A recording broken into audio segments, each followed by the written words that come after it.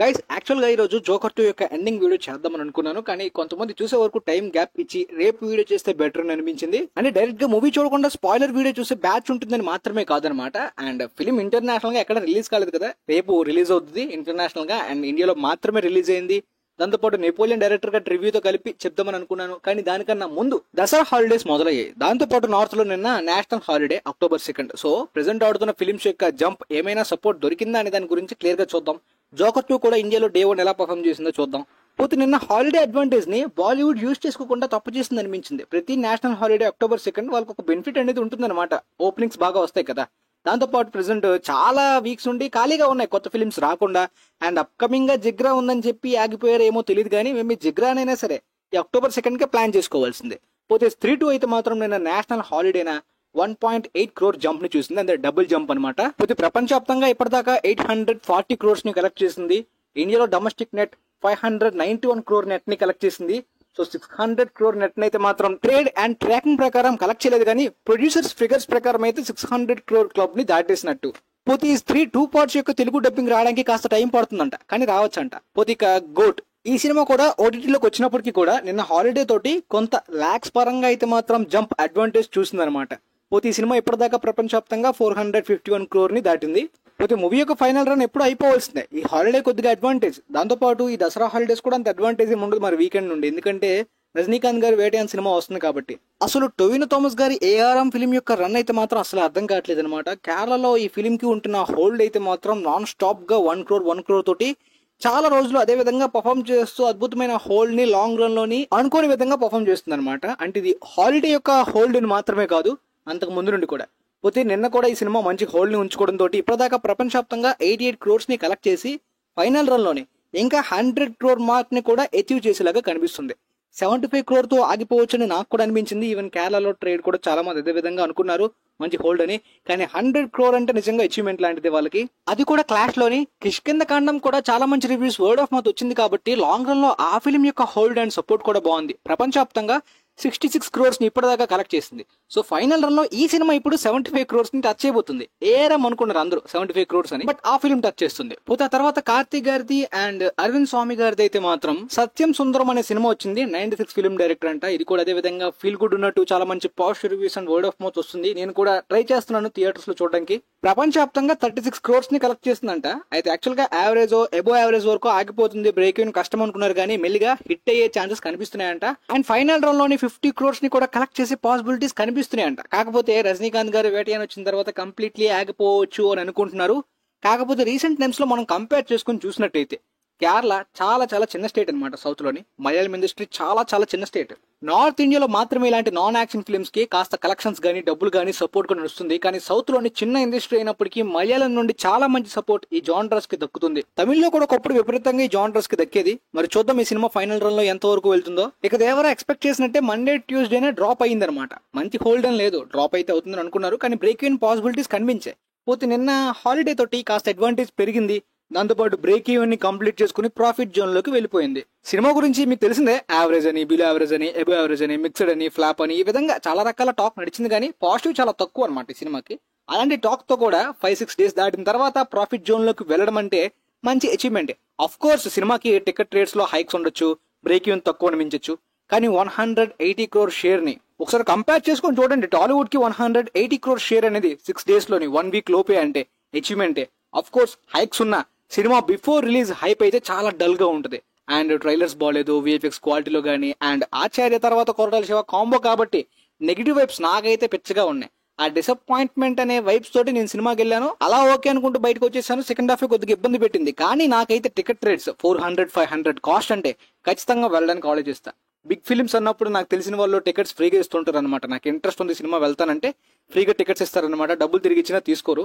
లేదు తెలంగాణ సైడ్ లాగా 400-500 ఖర్చు పెట్టి వెళ్ళాలంటే ఖచ్చితంగా ఆలోచిస్తాను. ఇప్పుడు అవసరమా, కొద్ది రోజులు ఆగెళ్దాం, తక్కువ రేట్స్ కి, లేదంటే ఓటీటీయా, టాక్ బాగుంటే అనే విధమైన ఆలోచన నాకు కూడా వచ్చేస్తుంది, ఎందుకంటే ట్రైలర్ కట్స్ వర్క్ అవ్వలేదు కాబట్టి. అదే ఫర్ ఎగ్జాంపుల్ కల్కి లాంటి పెద్ద ప్రాజెక్ట్ అనుకోండి, ఆ క్వాలిటీ గానీ ఆ బడ్జెట్ ట్రైలర్ కట్స్ వర్క్ అయిన తర్వాత అరే వీళ్ళు టాలీవుడ్ సైడ్ ఒక పెద్ద ప్రయత్నం చేస్తున్నారు కదా, సినిమా ఎలా ఉన్నా మన వంతు సపోర్ట్ ఎక్కువ కాస్ట్ అయినా సర్లే మొదటి రోజు మన సపోర్ట్ ఇచ్చేద్దాం అనే ఫీల్ వస్తుంది. అండ్ దేవరా ట్రైలర్ కట్స్ కి నా ఒక్కడికే కాదు, నేనైతే ఆన్లైన్ లో చాలా చోట్ల చూసిన దాని ప్రకారం అయితే మిక్స్డ్ అండ్ నెగిటివ్ రెస్పాన్స్ వచ్చింది. ట్రైలర్ కట్స్ లో గానీ ఆ విఎఫ్ఎక్స్ క్వాలిటీ బాగాలేదు, సెట్ డిజైన్ గురించి, అండ్ మరీ ముఖ్యంగా ఆచార్యలో అదేదో ఘట్టం అనే కంపారిజన్స్ అయితే చాలా చోట్ల కనిపించింది అనమాట. సేమ్ సిమిలర్ గా ఉంది, అదే రేంజ్ రాడ్ వైబ్స్ అని చెప్పి. నేనైతే ఆచార్య చూడలేదు కాబట్టి నాకు అది అర్థం కాలేదు, కానీ నెగిటివ్ గా కంపేర్ చేస్తున్నారని అయితే మాత్రం అర్థమైంది. సో హైక్స్ పెంచితే ఖచ్చితంగా ఈ నెగిటివ్ వైబ్స్ తోటి జనాలు థియేటర్స్ కి పుల్ అయ్యారంటే అది ఖచ్చితంగా ఎన్టీఆర్ గారి సినిమా చూద్దామనే కదా.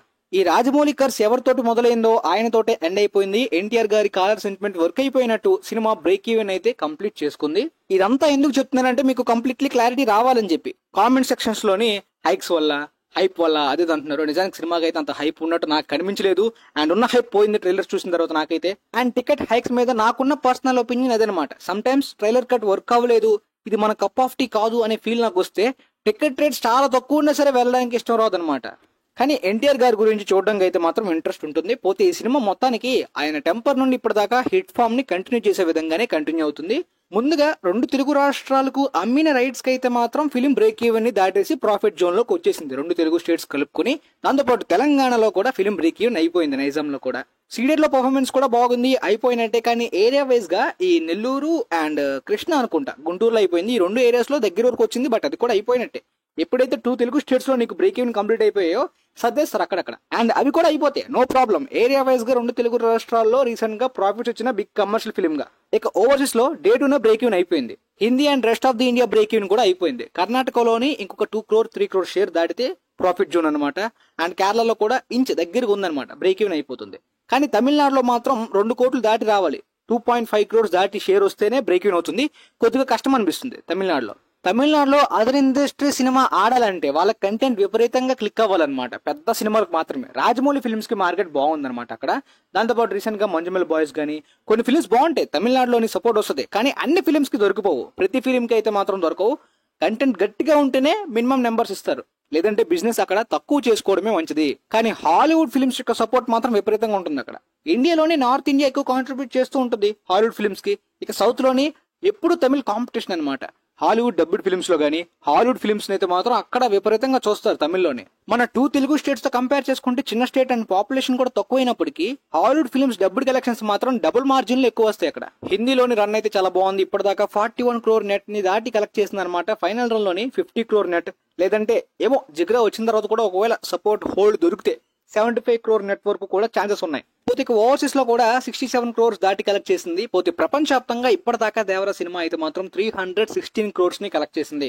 చూద్దాం మరి ఫైనల్ రన్ లో ఎంత వరకు వెళ్తుందా అని చెప్పి. అండ్ ముందు నుండి నేను చెప్తున్నట్టే ఒకవేళ టీజర్ అండ్ ట్రైలర్ కట్స్ బాగా వర్క్ అయ్యి ప్రమోషన్స్ కూడా అదే విధంగా వర్క్ అయితే మాత్రం ఖచ్చితంగా ఈ సినిమా హిందీలో కూడా 100 crore నెట్ కొట్టడం చాలా ఈజీ అనమాట.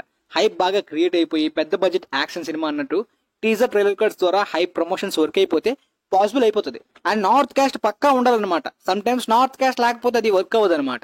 ఇకపోతే జోకర్ 2 కి ఇండియాలో దారుణమైన రిజెక్షన్ జరిగింది. పార్ట్ 1 కి అద్భుతమైన సెన్సేషన్ అనమాట, బాగా లిమిటెడ్ స్క్రీన్స్ లోనే, చాలా 100 స్క్రీన్స్ కూడా దొరకలేదు అనుకుంటా సినిమాకి ఇండియా వైడ్ గా. సైరా వార్ సినిమాతో క్లాష్ లో 80 స్క్రీన్స్ ఎంతో అనుకుంటా. అయినప్పటికీ సినిమా 70 crore నెట్ ని కలెక్ట్ చేసింది ఇండియాలోని, అది కూడా సింగిల్ లాంగ్వేజ్ లోని. డ్రామా జోనరా మన వాళ్ళు క్లాష్ లో చూసారంటే ఆ అచీవ్మెంట్ వేరు. కానీ పార్ట్ 2 అనౌన్స్ చేసిన తర్వాత చాలా మంది ఫిల్మ్ లవర్స్ అయితే దీనికి పార్ట్ 2 అవసరం లేకుండా ఈ మ్యూజికల్ టోన్ తోటి ఎందుకు అన్నట్టు ఈ ఫీల్ అయితే ఉందన్నమాట. మిక్స్డ్ రిసెప్షన్ ప్రపంచవ్యాప్తంగా ఉంది. కానీ సినిమాకి ఎప్పుడైతే ప్రీమియర్స్ జరిగి ఆ రివ్యూస్ బయటకు వచ్చాయో ఆ మిక్స్డ్ నెగిటివ్ దీనివల్ల ఖచ్చితంగా ఎఫెక్ట్ అయితే ఫారెన్ బుకింగ్స్ లోని కనిపించింది, నార్త్ అమెరికాలోని కనిపించింది, ఇండియాలో కూడా అదే విధంగా కనిపించింది. అందరూ రివ్యూస్ వచ్చే కాగదాం ఎందుకు అనే ఇంట్రెస్ట్ లేనట్టే కనిపించారు. డే 1 కేవలం 6 crore మాత్రమే ఇండియాలోని కలెక్ట్ చేసింది. సో ఆ పార్ట్ 1 తో కంపేర్ చేసుకున్నట్టయితే ఈ 6 crores అనేవి రిజెక్షన్ లాగే కనిపిస్తుంది. పోతే నాకు తెలిసి సినిమాకి ప్రపంచవ్యాప్తంగా ప్రాఫిట్ కూడా రాకూడదు అని అనిపించింది. రీజన్ ఏంటంటే పార్ట్ 1 కి పెద్ద ఫ్యాన్ నేను. ఆ సినిమా చాలా సార్లు రిపీట్స్ వేసా. ఈ సినిమా మొన్న కూడా రిపీట్ వేశాను. ఆ మాస్టర్ పీస్ ఇంపాక్ట్, ఆ ఫీల్ అయితే మాత్రం, ఆ ఎమోషన్స్, ఆ కనెక్షన్ అయితే మాత్రం ఎంతో కొంతైనా ఎక్స్పెక్ట్ చేస్తాం కదా పార్ట్ 2లోని. అఫ్ కోర్స్ ఫ్యూ సీన్స్ చూడొచ్చు, పర్ఫార్మెన్స్ బాగుంటుంది, అండ్ కొన్ని సీన్స్ బాగా వర్క్ అవుతాయి, అండ్ టెక్నికల్ ఆస్పెక్ట్స్ బాగున్నాయి, కాదనట్లేదు. కాకపోతే ఇలా బిలో యావరేజ్ సీక్వెల్ ఒక మాస్టర్ పీస్ ఫిల్మ్ కి డిజర్వ్డ్ కాదు కదా. ఒక సీక్వెల్ తీయాలి మాస్టర్ పీస్ కంటే ఖచ్చితంగా ఒక స్ట్రాంగ్ స్క్రిప్ట్ ఉండాలి, మినిమం డీసెంట్ గుడ్ అనిపించాలి. అలా వర్తి పాయింట్ లేకుండా తీస్తే ఇలా ఫ్లాప్ చేస్తారు జనాలు అని చెప్పి మేకర్స్ రియలైజ్ అవ్వాలి. ఇంకోసారి అలాంటి మాస్టర్ పీస్ కి అన్నెసరిగా సీక్వెల్ తీయాలనే ఇంటెన్షన్ ఎవరికి రాదు, ఆ తప్పు జరగకుండా ఉంటదని చెప్పి నాకు అనిపిస్తుంది అనమాట. ఫర్ ఎగ్జాంపుల్ మార్టిన్ స్కోర్సెసే గారి taxi driver character, Travis character అయితే ఒక రెవల్యూషనరీ ఫ్యాన్ ఫాలోయింగ్ కానీ కల్ట్ ఇంపాక్ట్ కానీ చాలా పెద్దగా క్రియేట్ చేసింది. దాన్ని క్యాష్ చేసుకుందాం లేదంటే ఇంకొక విధంగా అవసరం లేకపోయినా ఇంకొక సీక్వెల్ తీద్దామని స్కోర్సెసే గారు ఎవరు ఫోర్స్ చేసినా తీయకూడదు. ఫర్ ఎగ్జాంపుల్ ద బ్యాట్మ్యాన్ లాంటి సినిమా కనుకోండి, అది సీక్వెల్ తీసేలాంటి ఫ్రాంచైజ్ కి ఆ స్టైల్ కి ఓకే, కానీ కొన్ని స్టోరీస్ కి అయితే సీక్వెల్ డిజర్వ్డ్ కాదు. అది ఎక్కడితో ఆపేస్తేనే మంచిది. సీక్వెల్ బైట్స్ అనేవి కమర్షియల్ ఫిల్మ్స్ కే వర్క్ అవుతాయి, అది ప్రతిసారి వర్క్ అవ్వవు. ఇలాంటి ఫిల్మ్స్ కి, ఇలాంటి క్లాసిక్స్ కి అస్సలు వర్క్ అవ్వకూడదు. సో మరి చూద్దాం గైస్, ఈ ఫిల్మ్ ఫైనల్ రన్ లో ఎంత కలెక్ట్ చేస్తుందో. నాకైతే లాస్ అనిపిస్తుంది ప్రపంచవ్యాప్తంగా కూడా. అండ్ మండేనా ఖచ్చితంగా ఈ సినిమా ప్రపంచవ్యాప్తంగా హాలీవుడ్, ఇంటర్నేషనల్ అన్ని కంట్రీస్ కలుపుకొని ఎంత కలెక్ట్ చేస్తుందో మన హాలీవుడ్ బాక్స్ ఆఫీస్ ఎపిసోడ్ లో మాట్లాడుకుందాం. సో వీలైతే ఈ వీడియోని మీ ఫ్రెండ్స్ లో ఉన్న వాళ్ళకి కూడా షేర్ చేయండి. And thanks for watching guys.